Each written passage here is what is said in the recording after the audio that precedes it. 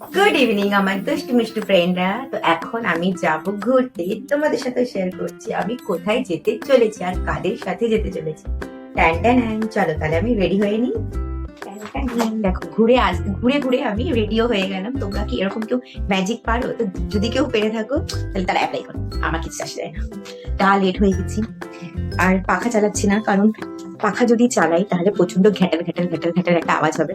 তো আমি খুব তাড়াতাড়ি রেডি হয়ে নেবো শর্টকাটে, বিকজ আমি কোথাও গেলে গাইস বেশি সাজি না। চলো আইব্রোটা করে নিই আমি।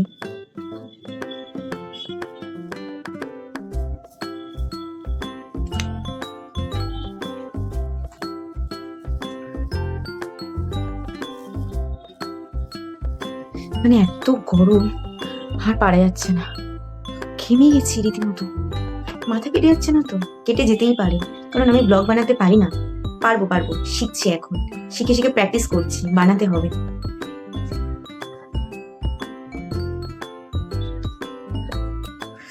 মশাও কামড়ায়, গরম, বড্ড গরম।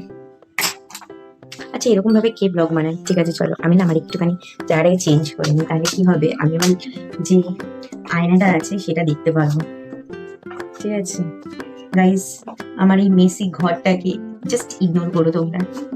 এখন আমি ভূতের মতন একটু মাস্কারা মেখে নিই। আচ্ছা পাখাটা চালালে কি আমার ঘর ঘর আওয়াজ হবে? উফ কি ঘেমে যাচ্ছি।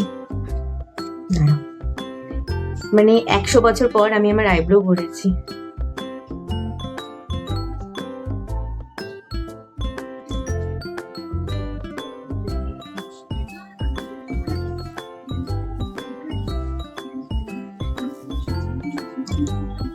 তোমাদেরকে একটা সিক্রেট বলি, কি বলো তো? তোমরা যে আমার মাস্কারাটা দেখছো, এটাতে কিন্তু কোনো প্রোডাক্ট নেই। কেন বলো তো? কারণ গাইজ আমি গরিব, আমি তার জন্য একটা মাস্কারাও কিনতে পারছি না, আর এই মাস্কারাটা গেছে শুকিয়ে। ঠিক আছে, যতদিন চলে ততদিন চালিয়ে যাই। আচ্ছা মাস্কারা পরার সময় মেয়েরা এরকম মুখের অঙ্গি ভঙ্গি করে কেন, কেউ কি জানো?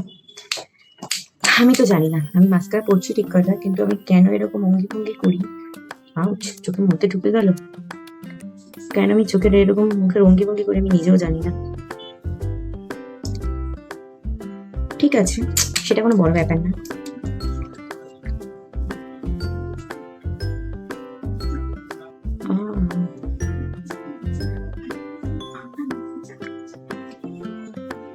কি সুন্দর লাগছে তো? যাদের কাছে সুন্দর লাগছে না তাদের চোখটা খারাপ, তারা প্লিজ চোখটাকে ঠিক করো। আর যাদের কাছে সুন্দর লাগছে তারা ঠিকঠাক আছে। দাঁড়াও, এখনই আমার লুকটা কিন্তু চেঞ্জ হতে চলেছে।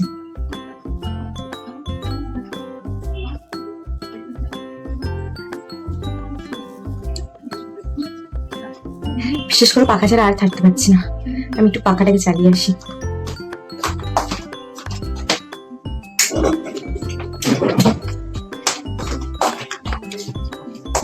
তোমরা কি দেখতে পাচ্ছ আমি কতটা পরিমাণে ঘেমে গেছি?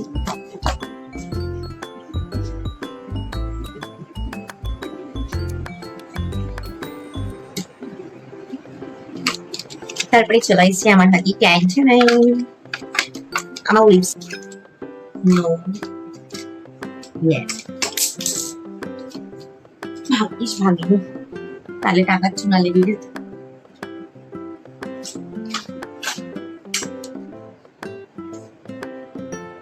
এটা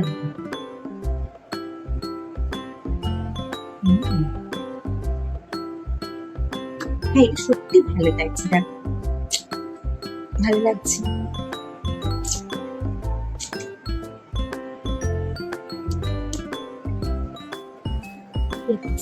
আমি রেডি, তাহলে রেডি হয়েছি। দেখো আমার সাজ এইটুকু, আর আমি রেডি। তারপরেই আমরা বেরিয়ে পড়েছি আমাদের নেক্সট গন্তব্যস্থলে। তো তোমরা বুঝতেই পারছো এখন আমরা কোথায় এসেছি। হ্যাঁ, আজকে ছিল যেহেতু সবার ছুটি, তার জন্য আমরা ভেবেছিলাম যে একটুখানি কোথাও দিয়ে ঘুরে আসা যাক। তো ভুলেই গেছিলাম যে আমাদের বাড়ির সামনে এত সুন্দর একটা ক্যাফে রয়েছে, পুরো চারিদিকটা বাঁশবাগান এবং পুরোটা ওপেন একটা ক্যাফে। আর এখানে দেখো আমরা KKR এর ম্যাচ দেখছিলাম। আর খেলা দেখতে দারুণ লাগছিল, কারণ কেকের এত সুন্দর 4-6-এর বন্যা বইয়ে দিয়েছিল। কিন্তু কি করা যাবে, তোমরা সবাই রেজাল্টটা জানো। তো পরে রেজাল্টে আসছি, তারপরে তোমাদের সাথে একটুখানি শেয়ার করে নিই যে আমরা সেখানে কি কি খেয়েছিলাম। আরে বাবা, ফ্রেঞ্চ ফ্রাইজ আর কফি খেয়েছিলাম। কফিটা এত অপূর্ব ছিল, তোমাদেরকে কি বলবো। সব জায়গার কফি কিন্তু খেতে ভালো লাগে না, কিন্তু এখানকার কফিটা ভালো ছিল। আর আমার মুখের এক্সপ্রেশন দেখে বুঝতেই পারছো যে আমি কতটা হ্যাপি হয়ে গেছিলাম। ভাই, খাবার পেলে আমি হ্যাপি হয়ে যাই। আর এইদিকে পিছনে দেখতে পাচ্ছ পরেই আমাদের কাছে সুন্দরভাবে পরিবেশন হয়েছিল কুরকুরে মোমো। আর কুরকুরে মোমো রিভিউটা তোমরা শুনতে চাইছো? দাঁড়াও। আর এদিকে জানো তো, হার্দিক পান্ডিয়ার চুল নিয়ে আমরা কত হাসাহাসি শুরু করে দিয়েছিলাম। আর এদিকে আমাদের কুরকুরে মোমোটা টেস্ট করার পালা। কুরকুরে মোমোর সাথে স্যালাড দিয়েছিল, আর একটা মেয়োনিজওয়ালা স্যালাড দিয়েছিল, যেটা কিন্তু খেতে অপূর্ব ছিল। বিশ্বাস করো, এই কুরকুরে মোমোটা খাওয়ার পর রাতে এসে কিছু খাওয়ার জন্য আর মন চাইছিল না, এতটা ভারী ছিল জিনিসটা। আর আমাদেরকে দেওয়া হয়েছিল 6 পিসের মতন, আমরা ছিলাম 4